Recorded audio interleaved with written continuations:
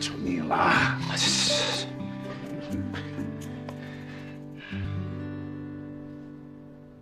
还有什么问题吗？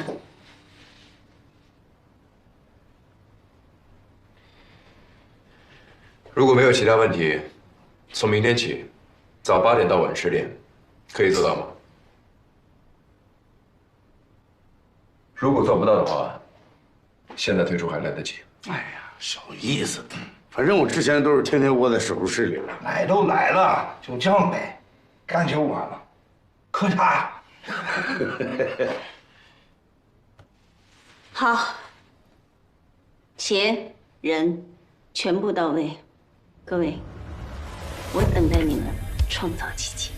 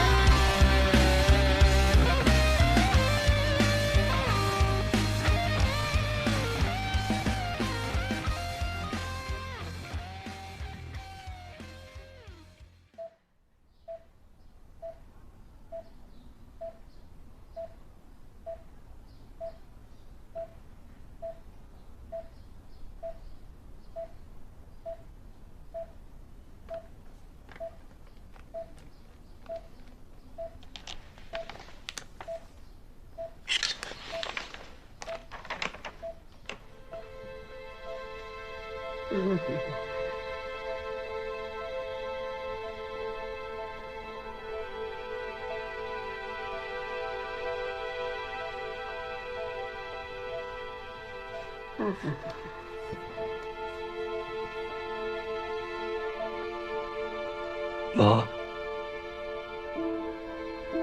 你要挺住，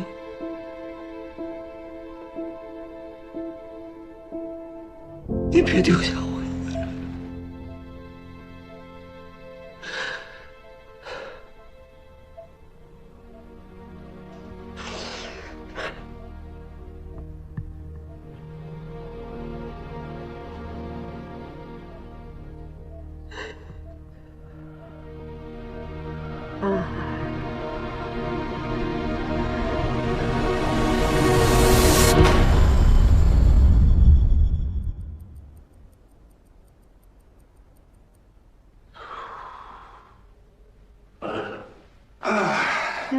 这都快8点了，郑医生怎么还不来啊？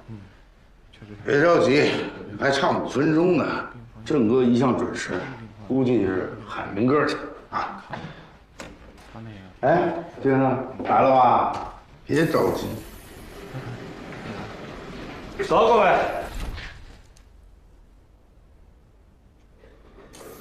要看我干嘛呀？哎，怎么就你一个人啊？郑医生呢？他没来吧？不应该啊，他每次都提前15分钟的呀。好，您拨打的电话已关机。The phone you are calling is powered off. 您好。郑然，郑然。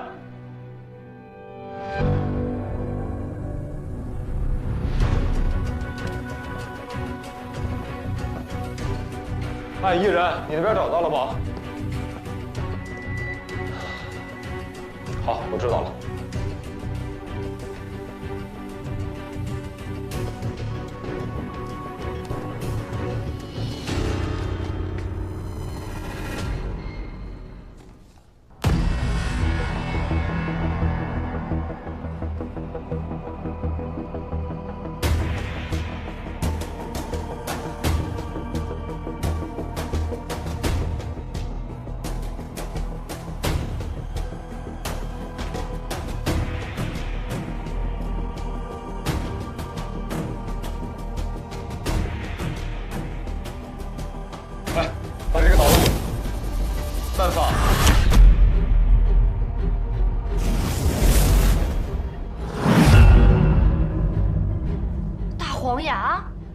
报警。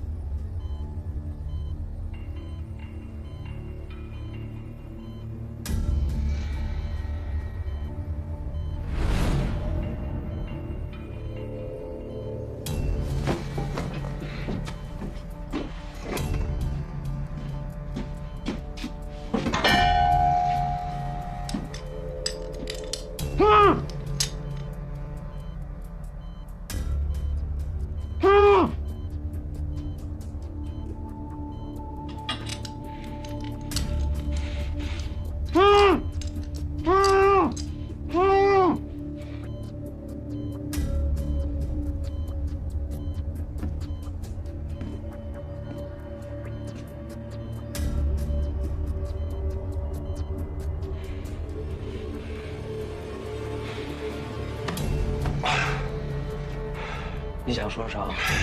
没用的，血氧80%会导致酸中毒，你现在必须马上送往医院治疗。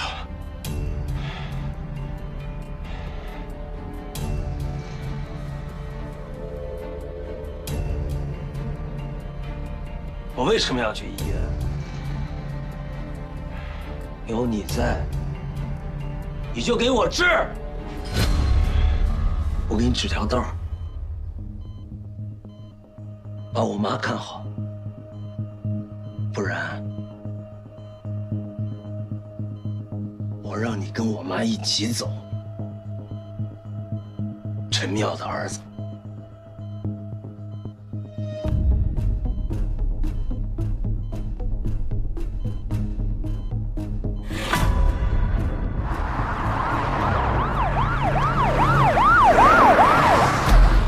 患者17年前做了左小腿截肢手术，安装了义肢。3年前开始行走困难，病情加重后，又在医院做了髋关节置换手术。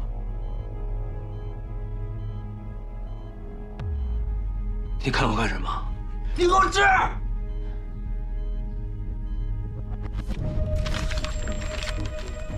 因为手术打击，术后状态不佳，3年来反流性食管炎，间断发热，眼睛也迅速失明，听力下降。1年前出现了心衰。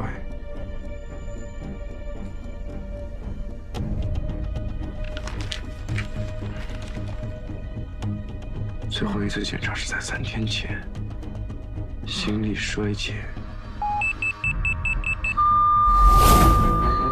继续进攻到瞬间，求求加油！有没有头脑3米？没有。赶紧摇床，让你妈坐起来。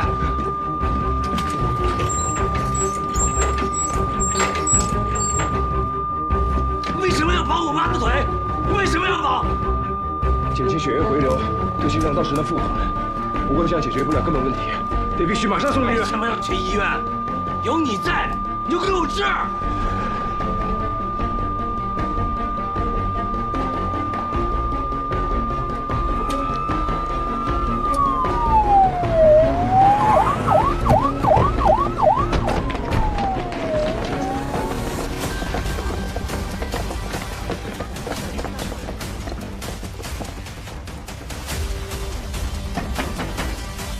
里面有人吗？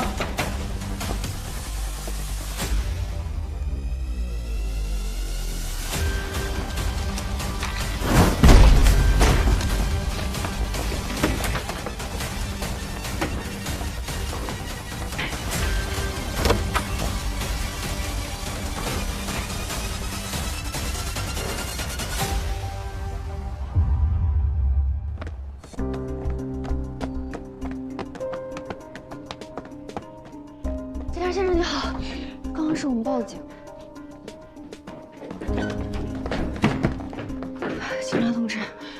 是我们报的警，这屋子里的人呢，是被你们抓走了吗？我们来的时候就没有人了。怎么会没有人呢？我之前来过的，他就是住在这儿。你来过？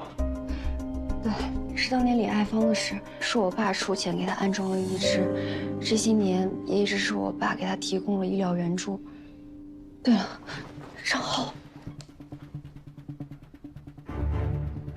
看一下，我这有一个他的秘密账号，看能不能顺着这个找到他。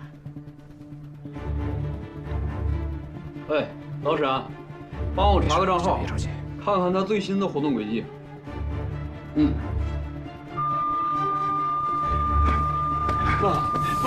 妈，你要挺住，妈，用力啊，用力抓！妈，你一定要挺住了，妈！求求你妈，就打120。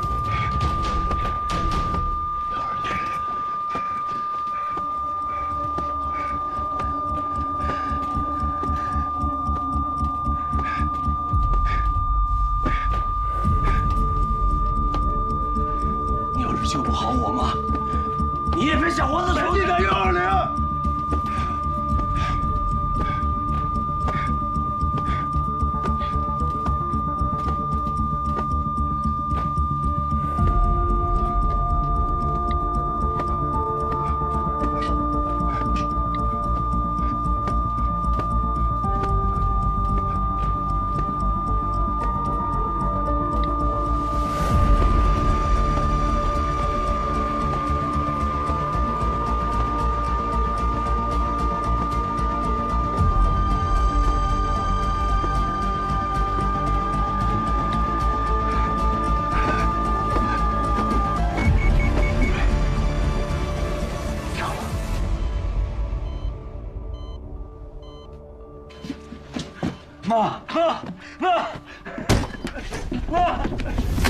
你干什么？你干什么？我们是海城市环新区派出所的，这是逮捕证。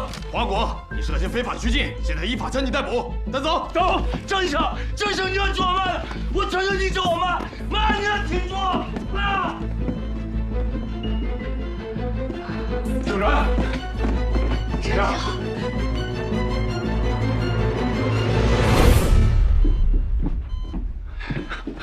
怎么样？受伤了吗？快打120！快打120！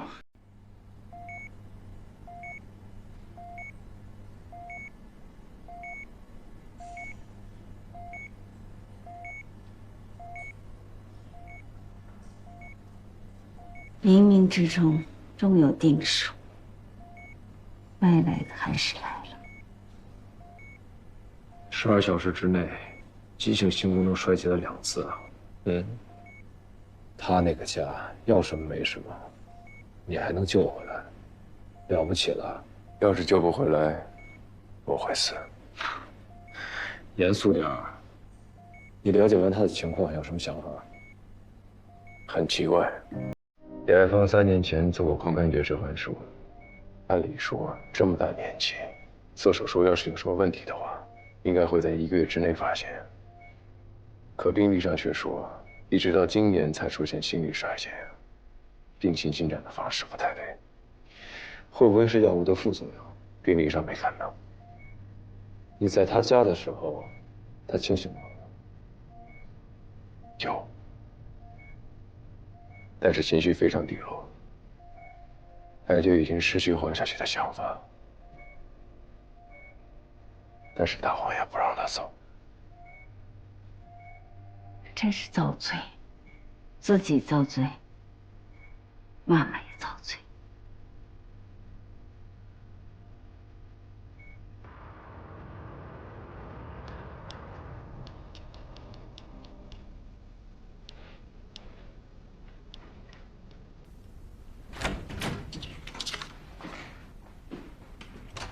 哎，他们人呢？常给他们去看连体婴了，更新新的体重体条数据。你看什么呢？这个位置。这不就是髋关节置换术吗？手术挺成功的呀。髋关节尺颈曲线内侧方的位置上有隐约密度的改变。3年前的片子了。实景曲线侧后方的位置的确密度不对啊，是术后局部机体组织出现的手术瘢痕吗？所以不是老年病，是中毒。什么毒啊？考虑是某种重金属物质中毒，需要做血样分析和金属含量测试才能确定。再有就是，患者3年前置换的髋关节，用的是什么材质？之后患者有没有做过别的金属植入手术？要是有一份完整的报告就好了。小医人都搞定。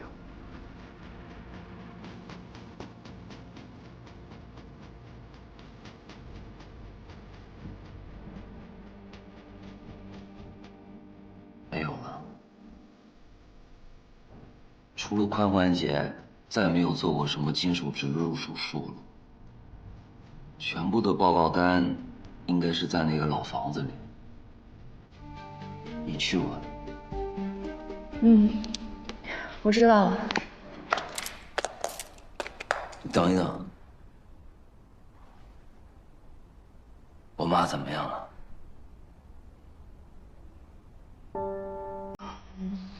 目前还没有什么问题。还有救吗？你觉得呢？谢小姐，我知道我对不起你，对不起郑医生，可是我也没有办法，我真的不能失去我妈，真的。去过好多医院，那帮庸医说治不了，还有人说他83该走了。凭啥？不甘心？他一天好日子都没有过，凭啥？谢小姐，我求你了，你替我去求求郑医生，去救救我妈好不好？求求他救救我妈好不好？我不能没有我妈。替我求求郑医生好不好？你替我求求郑医生好不好？我不能没有我妈，我真的不能，我求求你了，你替我去求求郑医生好不好？好不好？我谢谢你们，我求求你们了，好不好？你替我求求郑医生好不好？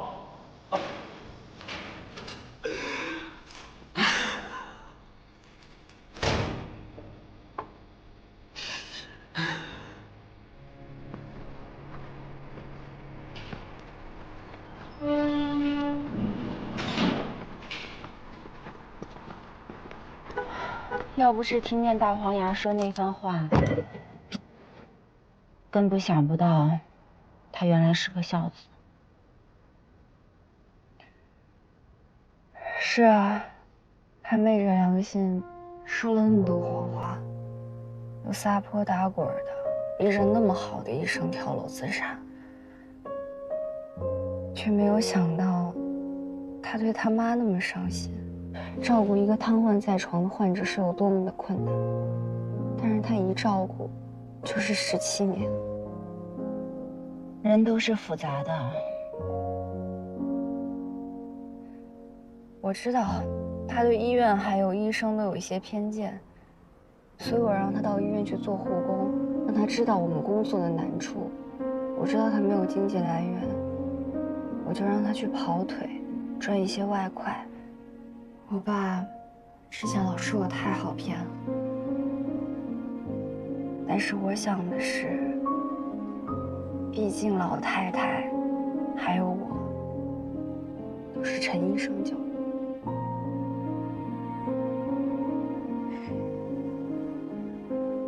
老太太要真走了，大黄牙估计也跟着垮了。这17年，他母亲是他的人生支柱。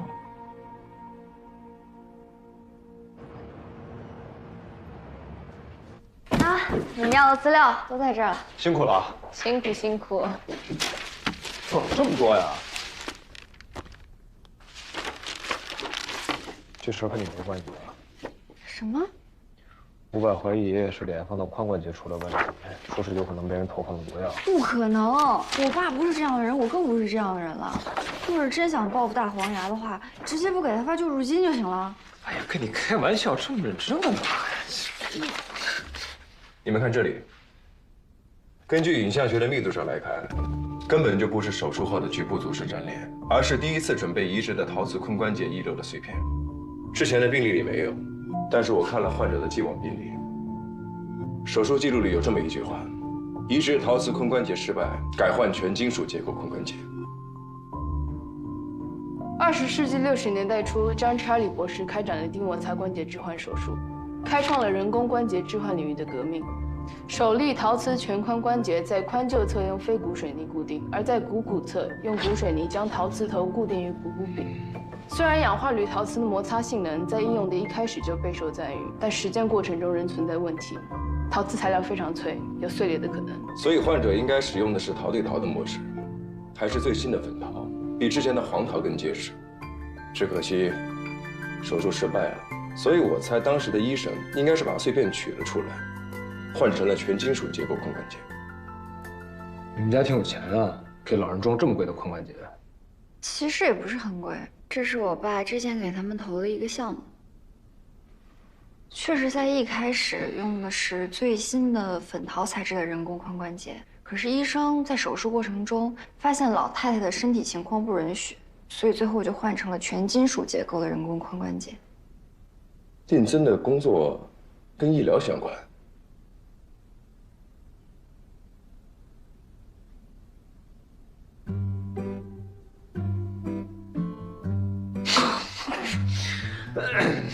你笑什么？没什么，没什么。既然有怀疑，就去验证吧。快去忙吧，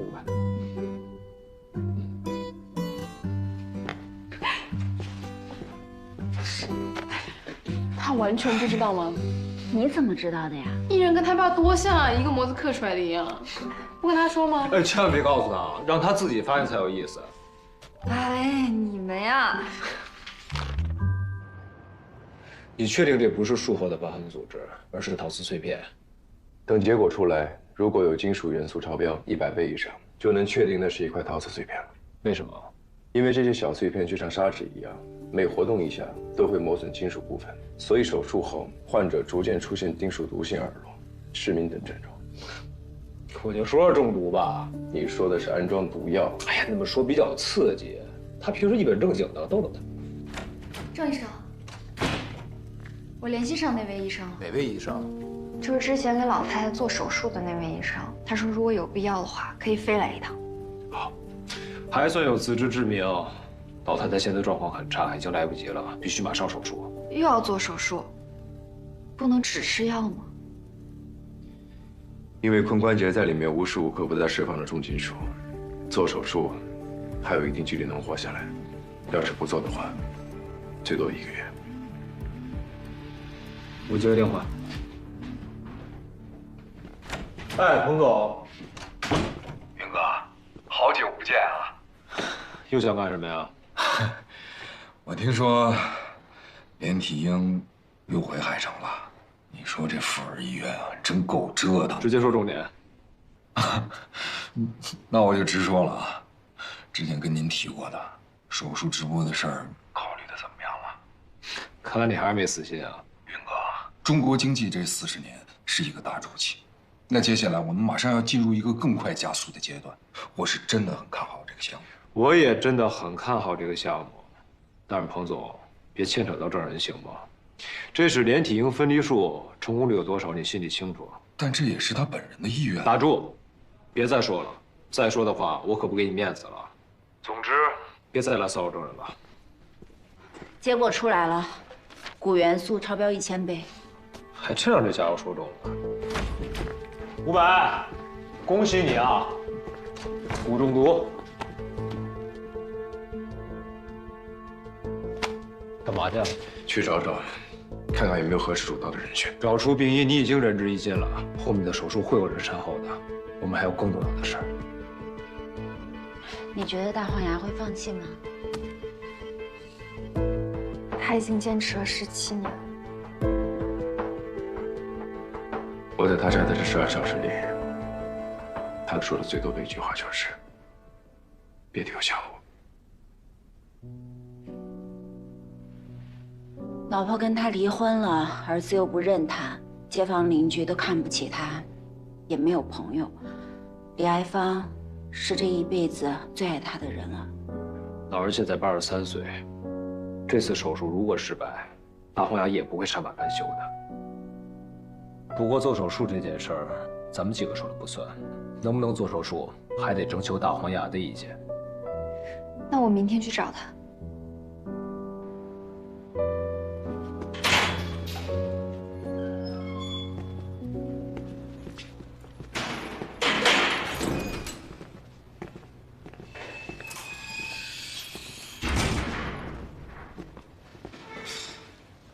谢小姐，我妈到底是什么病？3年前髋关节置换术遗留的陶瓷碎片导致的慢性骨中毒。郑医生同意给我妈做手术了。这个是骨科的手术，郑医生做不了。不过你放心，我们会找到最好的医生。那如果手术顺利的话，多长时间可以恢复好？这个很难保证，毕竟老太太已经83岁了，我们很难保证她不会出现什么严重的并发症，而且之前已经受损的听力和视力也不一定能恢复。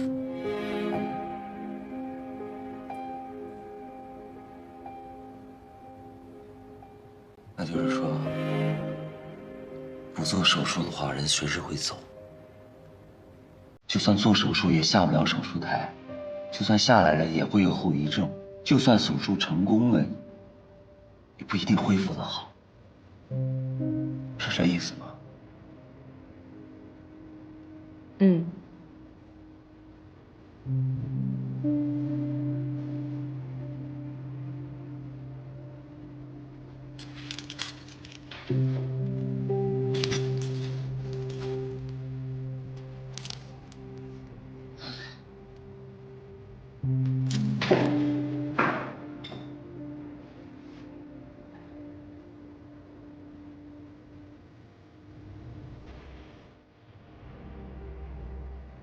想见见我妈。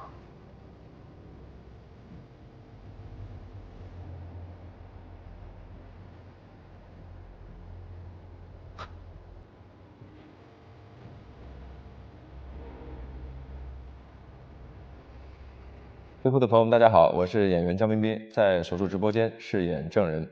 Hello， 大家好，我是戴旭，在手术直播间饰演苏云。互相介绍一下对方的角色。苏云是一个非常非常优秀的医生，性格苏云就有点孙猴子吧，就是《西游记》里边的孙猴子。那我饰演的其实是唐僧，然后老贺是猪八戒。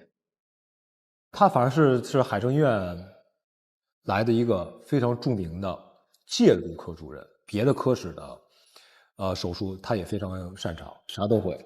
这是何方人物？对，何方神圣，非常厉害的一位医生。合作之前对对方是什么印象？之前看过阿云的《无证之罪》，就是感觉他是一个挺正经的一个人。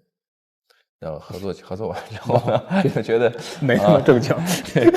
本人还是和苏云很像的，然后非常非常活泼，但是还是有另一面，他的另一面就是非常老干部，非常爱喝茶。因为他呢，我在这个戏里面把我的咖啡也戒掉了，因为他很懂养生嘛，啊，说这个茶不太好，不是这个咖啡不太好，让我多喝点茶。他人很听劝，对。看过彬彬的作品，就觉得他应该是一个不怎么爱说话的、比较冷面的这么一人。但是其实我俩也特别高兴，就是说，这个戏开拍之前，剧组也给了很长时间一个实习的一段时期。整个剧组我们俩真的算是非常快的，就一拍即合了。几乎每天就老黏在一块儿，然后呢，从戏里慢慢的聊到戏外的很多东西也会比较多。这次了解以后，觉得彬彬可能跟银幕上的形象其实很有反差。对，然后我觉得他也比较厉害的一点也是在这儿，真的很活泼的一个男孩子。对，然后平时在戏里面去塑造了就很多比较稳重的角色，也是蛮厉害的。两位是怎么熟络起来的？而且一个眼神啊，就是。但是我们刚开始肯定是奔着剧本方向去聊的嘛，然后聊着聊着发现，有很多东西值得探讨。因为这次的专业台词太多了，然后大家都互相探讨怎么去背。然后呢，我说我看过一些什么样的一些视频，可能好的，对于咱们背台词有比较有帮助的，可能还会互相给大家介绍一下。比如说你做手术的哪个部位，大致的了解一下，你做的在哪儿。对，然后你在做手术的过程中，你可能会起码知道在，就你也得知道你的台词说的是啥。对吧？更相信一点也是。两位怎么看剧中郑仁和苏云之间的关系？对，他不是之前有 PTSD 吗？他拿不起手术刀，然后他碰上了这么一个大神，然后觉得他非常厉害，然后就是想去接近他。我就算是他的半个徒弟啊，一直跟着他，想去跟他去学习。然后发现这个人吧，格格不入，他说话也比较梗啾啾的，见谁怼谁，你知道吗？然后呢，他越这样吧，苏云这边呢越想亲近他，然后突然发现，哎，这个人吧，他其实他有另外的一面，是非常招人喜欢的一面。而且就是这两个人物身上有一个共同的一个属性，因为这俩人都是孤儿，他无父无母，我也无父无母，就他们俩这方面是很亲近的。刚开始其实看苏云很不顺眼，觉得他吊儿郎当的，可能没什么医术，但是呢，从吊儿郎当的这种状态，然后后来慢慢发现，他是身上其实是有很多非常有优点的地方的，包括在艺术上面，然后就觉得其实他不是我第一次见的那样。然后两个人探讨如何治病救人的这个路上，慢慢的就成为了并肩作战的兄弟。我觉得苏云跟郑仁俩人其实都是缺乏安全感的。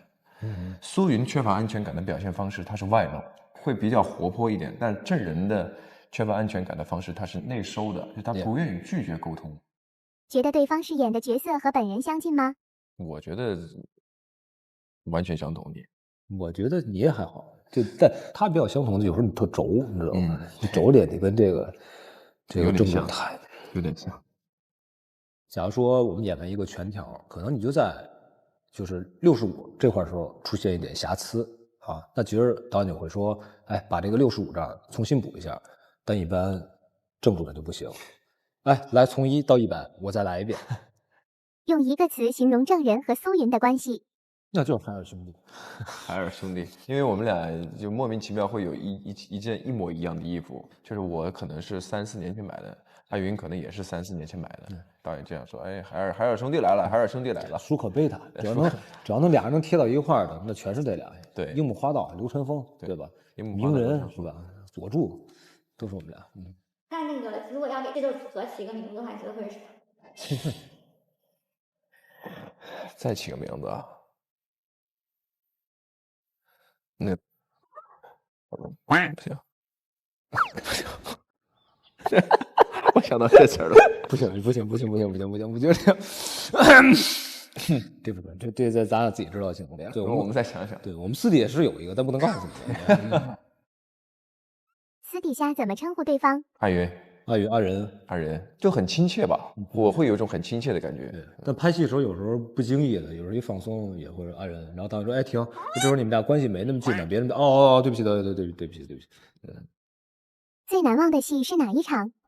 我觉得还得是连亭吧。道具老师那个准备的那个连亭啊，太真实了，就看着真的就像2个孩子一样。所以我那天就拍了张照片发在群里面，我说爸，我说我在做手术，把连亭分开，然后救活他们。看你爸怎么回复你。牛啊，就是厉害，他一直在亲连体，疯狂的亲那个连体。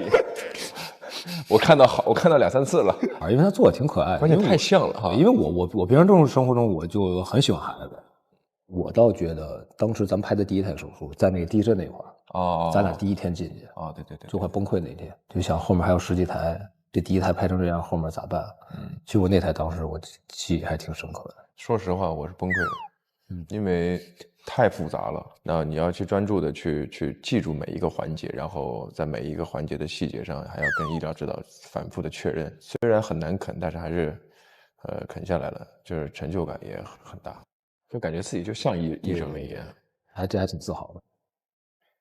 徐姐，很难得有这样的剧组，就是把你的整个手术过程全部展现出来。我觉得这个是他厉害的一个地方。体会到了这个医生的不容易了，主要是，这真的穿着铅衣在手术室里站在那6、7个小时的这个感受，艰辛，自然而然的你会看到那种医生的那种辛苦跟心酸。yes。苏云最后能重拾手术刀的关键是什么？我印象比较深刻的一场戏就是天台。我觉得天台看星星的一场戏，俩人看星星，二人的一句台词说：“我可以等你的手守好。” 就那场戏，我会觉得是一个感情递进的一个非常大的一步吧。其实在我看来啊，当时帮助我的人有很多，但是呢，就是我觉得关键点是什么？就是能让苏云心尖那么一颤的那么一个人，和一些话。这些话那些人都没有做到，只有郑人做到了。他用他独特的方式，他让苏云的心颤，而且颤了很多次。郑人原来是像一座冰山啊，我这么比喻吧，可能其实一句话，他点燃了我，我融化了他，就是一个冰山配上了一堆干柴火。突然有一天呢，就是通过这个光学效应，冰山透过光把这干柴火给点燃了。然后呢，这个柴火把这冰也融化了。也想了一下画面，冰山吧 ，OK， 对吧 ？OK， 是不是？还蛮贴切的啊，蛮贴切的。当苏云去劝得知真相离开医院的郑人时，郑人心里是怎样想的？其实苏云来的那个也是一个非常重要的一个点。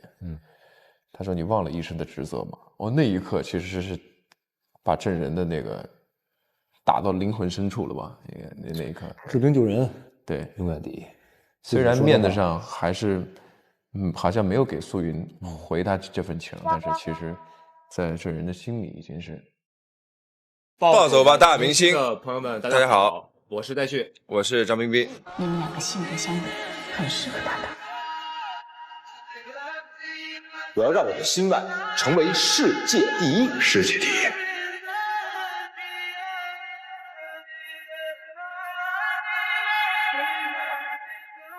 那咱们就是先互相点评一下彼此跟角色的适配度吧。性格我觉得挺反的，我觉得他反差真的很大，因为他平时生活中他是一个非常热情的一个人。我在片场我看他去就是创作这个人物的时候，有很多地方都是他是在很克制的在控制自己，比如说你的走路，记得就是因为导演就说他有时候得走吧，就平时就像他自己的那种性格，大大咧咧的。然后导演说不行，说那个郑人应该是一个什么样的，然后呢你胳膊不要摆得太厉害。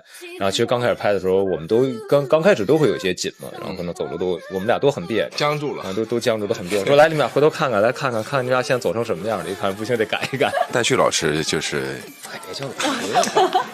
没有一开始就觉得他是一本正经的，应该没认识他的时候，觉得他是一个一本正经的，然后呢，人也很帅，戏也特好，然后接触了之后，发现就是其实性格和我还蛮聊得来的，相处也很愉快，也很活泼，就是话特多，然后特贫，比我还多，然后特贫，然后反正挺好的。那你们两个人对对方的网络印象是什么呀？一本正经。我对彬彬的印象就是大帅哥啊，然后见到那个本人以后也是大帅哥，很有安全感。怎么他是要保护你吗？对，就我们俩老比手，你看来，你看手，你看多有安全感，你看他手多大的，对吧？你看。用3个物品形容对方吗？麻将，可以啊，国粹嘛。花衬衫、茶、咖啡、书，他平时爱看书。鼠标戒了，确实是对。鼠标现在也戒了，他戒掉了，他戒掉了。差不多了。首次采访的时候你还非常开心。手术直播间这个医疗台词啊，对，就让我没有机会打游戏。我们俩屋里面，我们经常串门嘛，他屋里面也全是变针条，对，我屋里也全是变针条。有时候洗着，然后可能偶尔瞄一眼，就在洗头的时候就看着台词背一遍，就反正就能有机会看到的时候，一定要给自己有机会看到。台词让我们崩溃了，起码1个半月，后边一个半月基本上是手术的过程。到后期的时候，我们要去背手术过程啊，这是比较难。但是我们拍戏之前还鼓掌呢，就我们大家一块儿，对吧？我们都鼓励。比如说有一台特别难的一台手术，对，我们所有人在3、2、1之前，每一个人先鼓加油15秒钟掌，鼓掌加油，互相激励一下，因为接下来的过程很难。从你们组里出来人应该会变得很自信吧？比较亢奋，亢奋且自信，比较亢奋。拍完那个手术过程，感觉自己能做手术，对，真的就是有这个自信在啊，但是还是不行啊，这个那肯定不行的，这个也只能有这个自信是可以的，这个。那如果你们两个不做演员的话，你们觉得彼此会做什么？啊，对。